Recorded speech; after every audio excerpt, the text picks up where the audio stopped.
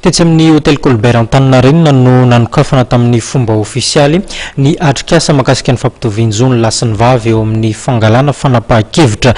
Nandritra ny fotoana moa no nitondran'ny minisitra tompon'andraikitra ny toeran'ny fanjakana manoloana izany tanjona goavana izany.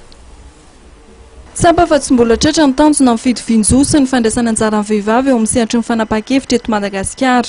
Izay no nivoatra nandritra ny atrikasa momba ny fitsinjarana eo amin'ny lasan'ny vavy amin'ny fandraisana fanapahan-kevitra eto Madagasikara, izay nirahan'ny programa iraisam-pirenena ho an'ny fampandrosoana na ny PNUD, Ministeran'ny Fitsarana, ny PASEM ary ny filan-kevim-pirenen'ny vehivavy eto Madagasikara na ny CNFM.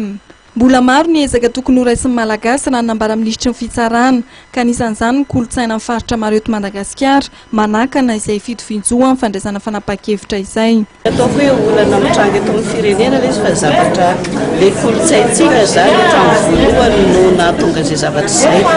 Raha alaina fotsiny ohatra ny any Atsimo Atsiranana zao vitsy izany atana hoe vehivavy hitsangana eo amin'ny toeran'ny lehilahy amin'ny fandraisana fanapahan-kevitra zany. Kanefa tsy midika hoe tsy mandray ny hevitra vehivavy fa manome ny hevitra vehivavy fa ilay mitondra azy hoe ary amin'ny ampahibe maso ary zany dia mazana ny lehilahy no mijoro fa miaraka eo ihany.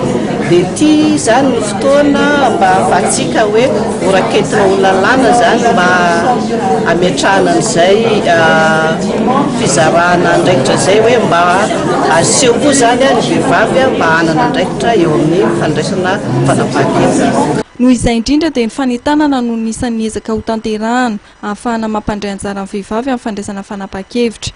Marihana fa ny tanjona napetraka dia ny ahafahan'ny 300,000 ny vehivavy mandray anjara amin'ny sehatry ny fandraisana fanapahan-kevitra.